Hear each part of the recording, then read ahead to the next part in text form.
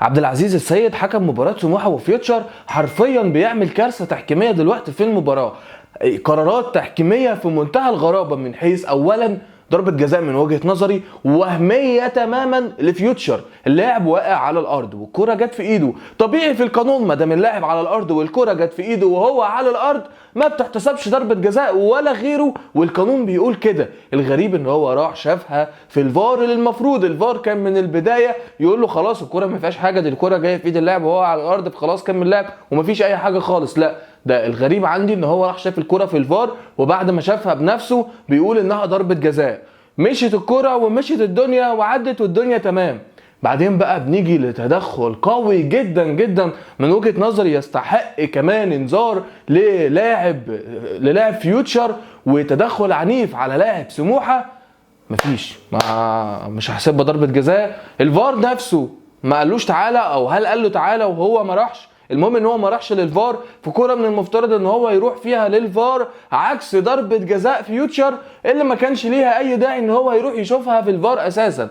اما كوره سموحه وضربه جزاء سموحه ما راحش حتى يشوف الكوره في الفار. واحد يقول لي هو لمس الكوره قبل ما يلمس اللاعب، هقول لك تمام اوكي، هو ما بعدش الكوره عن اللاعب، هو لمس الكوره بس الكوره فضلت موجوده تحت الاثنين لعيبه. لمس الكوره بس خد اللاعب في سكته بطريقه قويه جدا، بطريقه ما ينفعش تعدي مرور الكرام. الكوره كانت تحت الاثنين لعيبه، اذا مهاجم سموحه ليه فرصه ان هو ياخد الكوره، ليه فرصه على الكوره، وهو اعاقه ومنع عنه الفرصه دي وخده بالكوره على الارض. فضربه جزاء واضحه جدا لسموحه ما بيحسبهاش ولا حتى بيروح يشوفها للفار. وهل السؤال هنا الفار استدعاه وهو رفض يروح، ولا الفار ما استدعاهوش؟ ودي هتبقى كارثه، هتبقى كارثه اكبر من هما الاثنين كارثتين زي بعض. ان الفار ما يستدعيهوش فدي كارثه، ان الفار يستدعيه وهو ما يروحش فدي كارثه، ان الفار يستدعيه في ضربه جزاء فيوتشر اللي من المفترض ان هو ما يستدعيهوش فيها ويقول له من البدايه ما فيهاش حاجه فدي كارثه،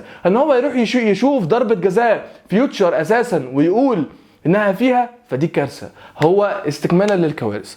طيب بتعدي الدنيا على كده، ضربة جزاء احتسبت لفيوتشر من وحي الخيال، ضربة جزاء لسموحة صحيحة مليون في المية ما بتحتسبش، تمام اوكي. في الوقت البدل الضايع في الشوط الاول عبد الكبير الوادي بيقع على الارض وبيمثل ان هو ليه ضربة جزاء. المفروض ومن الطبيعي كحكم وكقانون ان انا لو مش هحسبها ضربة جزاء اذا انا عندي هنا تمثيل من اللاعب يستحق عليه انذار. ده قانون، مفيش فيه تهريج، مفيش فيه هزار. طيب هل خد انذار؟ لا، ما خدش انذار. ليه ما خدش انذار؟ لانه اوريدي معاه انذار، هو معاه انذار، فلو خد انذار على التمثيل فهياخد طرد. اذا طرد مستحق لعبد الكبير الوادي لاعب فيوتشر.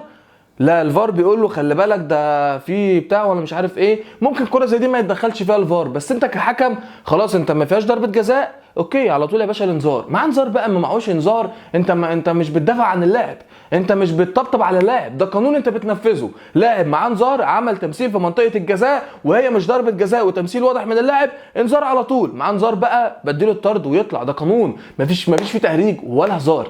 المهم الحكم ما بيحسبهاش، واعتراض كبير جدا من لاعبي سموحه، والحقيقه معامله من عبد العزيز السيد حكم المباراه سيئه جدا جدا للاعبي سموحه وللاعبي فيوتشر.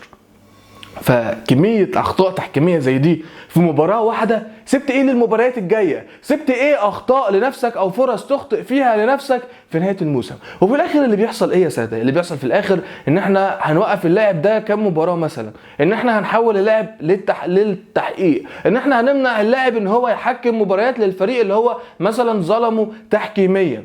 وماذا بعد؟ ايه اللي حصل؟ بيغيب فتره وبيرجع يحكم تاني، بيغيب فتره عن التحكيم للفريق الفلاني وبيرجع يحكم له تاني وبيظلمه تاني. يعني سبحان الله بيرجع وبيظلمه تاني. فلحد امتى هنفضل نتكلم في التحكيم؟ فين تطوير المنظومه؟ جبنا واحد اسمه كلاتنبرج وكان ماشي كويس وبدانا كده نلمس حاجه كويسه في التحكيم، مشينا الراجل اللي كان عامل حاجه كويسه في التحكيم. اللي هو عمله استمر شويه، يعني اللي هو عمله استمر شويه صغيرين، بس بعدين اختفى اللي هو عمله تماما وبدا تظهر من تاني اخطاء تحكيميه. يعني انا مش معاك اساسا اني بتابع مباريات في الدوري مثلا غير المباريات المهمه، غير المباريات اللي عليها سبوت كبير. فالنهارده بتفرج على مباراه فيوتشر وسموحه لقيت الكلام ده كله. يعني انت بقى ممكن تقيس على كده كميه اخطاء في مباريات محدش بيتفرج عليها لفرق مثلا في منتصف الجدول او في اخر الجدول، مع كامل الاحترام ليهم، بس محدش بيتفرج عليهم قد كده، هتلاقي فيهم اخطاء كتير جدا. فالسؤال هنا لحد امتى هنفضل في اخطاء التحكيم؟ ومن وجهه نظري انا شايف ان بالمنظر اللي احنا ماشيين بيه ده الى ابد الابدين، الا ان يحدث الله امرا يخلينا نشوف تحكيم زي الناس. مش عارف اقول ايه بصراحه. يعني عقوبة ايه اللي تتوقع على حكم زي النهارده؟ يعني بكمية الاخطاء اللي هو عملها دي، ده مش محتاج عقوبة، ده محتاج ما يحكمش تاني بما يرضي الله بقى. وخلينا نتكلم بما يرضي الله، الاخطاء اللي عملها الحكم النهارده دي يتحقق فيها، ولو هي فعلا كده زي ما احنا شايفين وزي وجهة نظرنا، خلي بالك احنا في الاول وفي الاخر برضه وجهات نظر، احنا مش خبراء تحكيم يعني، هي وجهات نظر بس والمام شوية بالقانون او بالحالات اللي احنا بنشوفها عموما في اي مباريات برضه. فان اتضح ان اللي احنا بنقوله ده صحيح، حكم زي ده ما يحكمش كورة تاني والله. هيحكم كرة تاني ازاي بالشكل ده وبيخطأ اخطاء يعني بسيطة زي دي، مش كور مشكوك فيها مثلا. شكرا، سلام.